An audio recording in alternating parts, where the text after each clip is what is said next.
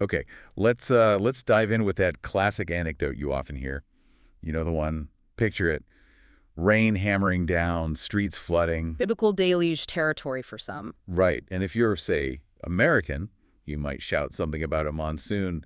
Total panic. Whereas the Brit, maybe glancing up, just remarks, yes. A bit damp, isn't it? Exactly. And that huge gap between the reality, the downpour, and that incredibly mild response, that's what we're digging into today. It can seem like they're just avoiding the truth, maybe. Yeah, or just completely detached. But what our sources suggest is that this is actually a really complex communication system. It's learned, it's sophisticated. It functions as social glue, definitely. A defense mechanism, too, in a way. And, yeah, almost a kind of quiet national philosophy. Our mission here is really to decode that system for you. Because the crucial point is the literal words, often the least important part. The real message is all in the subtext, hidden beneath the surface. If you can figure out that gap, you've basically cracked the code. You're in the club. You're in the club. So we're going to build your, let's call it, decoder's toolkit.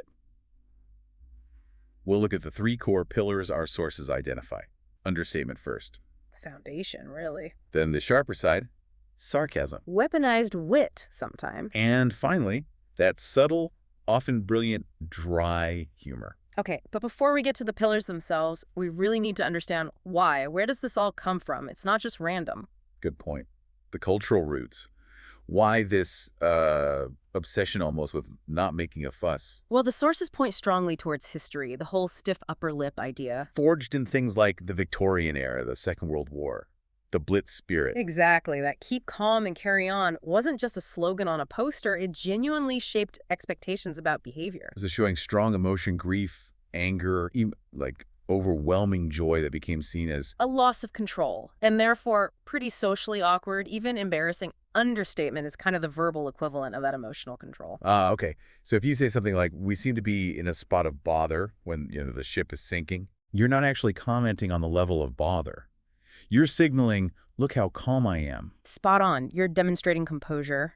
And we can't ignore the class dimension historically. Right. That comes up a lot. Directness, being too blunt, was often seen as a bit crude, lacking refinement. So subtle, coded language became the way to go. Precisely. Nuance, implication. That signaled a certain kind of maybe effortless superiority. Understatement was perfect for that, appearing unflustered above it all. And that filtered down. Seems so. It became the sort of polite default for navigating tricky social situations. Which leads us right to that central rule. The absolute horror of causing a scene, of making a fuss. Oh, it's paramount. The tyranny of not making a fuss, you could call it. It dictates so much. You can't just complain loudly if your food is bad, for instance. No, that would be creating awkwardness, a fuss. So this communication style gives you a way around it. You signal your distress, but politely, subtly. Like the classic, the soup is a little cool. Which everyone understands actually means this soup is practically frozen, and frankly, it's unacceptable. The code allows the criticism without breaking the social peace. And humor fits in here too, doesn't it? Yeah. As a defense. Absolutely. Sarcasm, dry wit, they're like intellectual armor. A way to comment on absurdity or difficulty from a safe, ironic distance. Keeps you detached. It protects you. It does. And that also explains the reflex for self-deprecation when someone praises you. Oh yeah, the immediate dismissal. Oh, it was nothing, just a bit of luck, really. If you say that after, winning a Nobel Prize, Right. You're not actually agreeing it was luck. You're deflecting the fuss of too much praise, avoiding boastfulness. Okay, let's get into the mechanics then. Pillar A, understatement. Yeah. The big one. The gentle art, as some call it, deliberately downplaying reality. And the core rule seems to be, the bigger the crisis, the smaller the language. Almost an inverse relationship. Think about the understatement severity scale. Minor problem, like your car not starting in the rain. You might say. Seems we have a slight issue with the car. Very mild. Okay, now scale it up. House on fire. Total disaster unfolding. Peak understatement territory. The required response there is something like, right, we might have a bit of a situation here. A bit of a situation. With flames leaping out the windows. Exactly. The translation is catastrophe. Full-blown emergency in progress. But wait, isn't that dangerous? If the house is actually on fire, why not just yell Fire. Surely clarity matters there. But that's missing the point slightly. The communication isn't primarily about efficient data transfer in that moment. It's about conveying an attitude. An attitude of control. Precisely. By being extremely understated, you're demonstrating that prized social control, that unflappability. You're also trusting the listener. Trusting them, too. To see the flames, obviously, and to understand that your bit of a situation is code for get out now. It assumes a shared understanding and intelligence. That puts a lot of pressure on the listener to decode correctly. It does. Which brings us to the ultimate tool of understatement, litotes. Right, the double negative thing. Affirming something positive by negating its opposite. And the absolute classic example, not bad. The phrase that launched 1,000 misunderstandings. We need the not bad translation guide. If someone tastes your cooking, something you poured your heart into, and they pause and say, not bad. You might feel crushed. But you shouldn't be.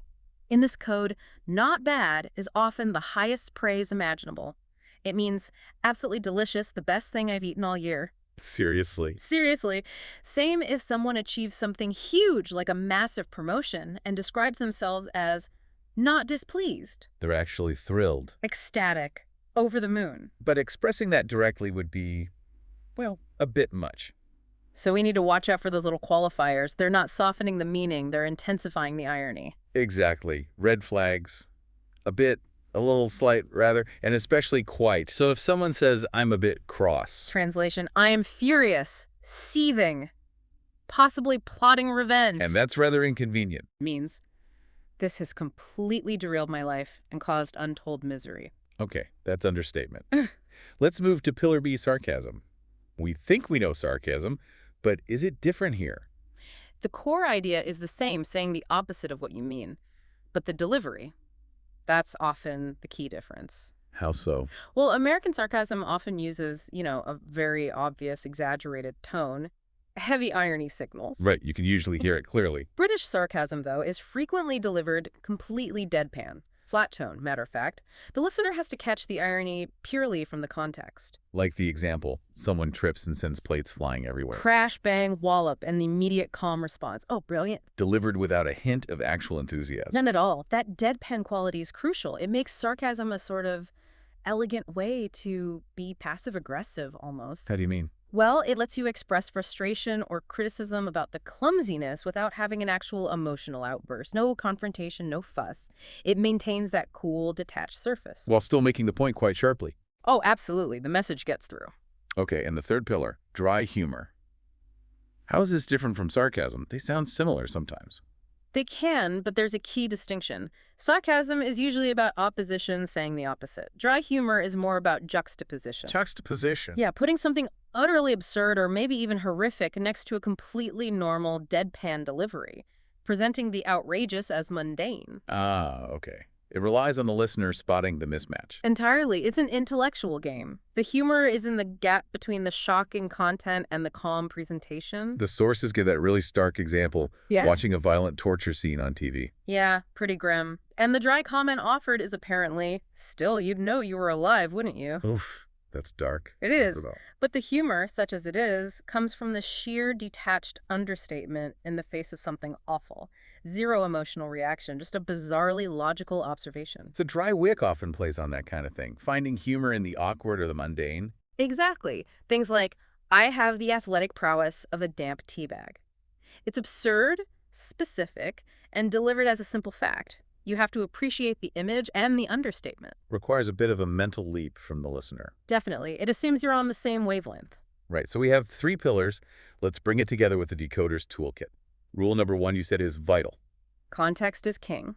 Absolutely non-negotiable. The literal words are often decoys. You have to look at the situation. So if the car is engulfed in flames, and the owner says, not to worry. You should worry. A lot. You should probably call the fire brigade, yes. And rule 3, you mentioned it before, but it's worth hammering home. Beware the qualifier. Those little words. Quite, rather, a bit. They're landmines. If a film is described as quite good, it means it's amazing, a masterpiece. Very likely, yes. And if someone says they're a little disappointed, their world has ended. Their soul has been crushed fundamentally. Assume maximum intensity behind the mild word. We also need to look for the absurdity gap. Yes. The humor, the irony, It lives in that space between the understated words and the much bigger reality. Like describing running an ultramarathon, 100 miles of agony. As a pleasant jog, the bigger the gaffe, the more irony intended. And Rule 5 is about compliments and that social awkwardness again. Right. Assume the opposite, especially when praise is deflected. If someone brilliant dismisses their incredible work as just a silly little thing I knocked together. They don't actually think it's silly. Absolutely not. They are performing the required ritual of modesty. Agreeing with them would be a huge mistake. You just acknowledge the work, not the dismissal. Okay, let's get really practical. Yeah. What are some essential phrases, like instant red flags for people to recognize? Oh, good idea. A glossary. Top of the list, Yeah. especially in a work context, perhaps. I'll bear that in mind. Sounds polite, maybe thoughtful. It sounds it. What it almost always means is, I have already completely forgotten or actively chosen to ignore everything you just said. But thanks. It's a polite shutdown for unwanted advice. Very effective. Elegant, even. What else? That little word. Sorry. The Swiss Army knife word. It so rarely means, I apologize for wrongdoing. It's more like, Usually, excuse me, or can I get past, or just a filler to acknowledge a brief awkward moment, like bumping into someone slightly. It's social lubrication. okay. And one that signals trouble, maybe? Definitely be very wary when you hear, with all due respect. Uh-oh. That sounds formal, but It's pure warning signal. It actually means, I believe you are profoundly mistaken, possibly an idiot, and I am now going to tell you exactly why, disrespectfully. right. Respect is the last thing on their mind. Pretty much. Brace yourself. And let's do a classic travel one. The train was a bit delayed. Oh, the tales that phrase can hide. It can mean slightly delayed, but often. Often it means, My journey involved biblical plagues. The train was canceled after hours standing on a freezing platform, followed by 3 replacement buses, possibly a donkey, and I arrived 12 hours late, having lost the will to live. a slight exaggeration, maybe. Only slight. The point is, a bit delayed covers a universe of travel pain. So we've got the code, we've got the phrases. How do you actually respond? How can you participate without, messing it up? Good question. If you're not a native user of this code, attempting high-level deadpan sarcasm is probably risky. You might get the tone wrong. So what's the safer bet? Just acknowledge the humor you detect. A small, knowing smile, a quiet, very droll. That shows you get it. Or you could try playing along. Yes, return the understatement. If they describe the hurricane as a bit windy, you could reply, yes, I thought I might need a slightly heavier coat. That shows you're in on the joke. Exactly. It signals appreciation for the game. And what about that teasing, the taking the mickey? Yes. If you find yourself being gently mocked by friends in this style, that's actually a very good sign. It means they like you. It's often a profound sign of acceptance, of being included in the inner circle. Don't take offense. The expected response is to laugh and then gently mock them back. It's bonding. So, when you pull it all together, this whole system, it's not really about being dishonest or insincere, is it? Not at its core, no. It's more about social grace, about resilience, about finding humor in difficult places, and it values intelligence both in the speaker and the listener. There's a trust involved. A huge amount of trust. That's really the ultimate takeaway. When someone uses this coded language with you, especially extreme understatement, they are paying you a compliment. How so? They're assuming you're smart enough to understand the subtext, to read between the lines, connect the dots, and share their, often ironic, perspective. They trust you not to make a fuss about the real meaning. It's like being given a key. Exactly. A key to a shared understanding designed to keep things smooth, maintain composure, and avoid that cardinal sin of causing awkwardness. So here's the final thought for you, our listeners.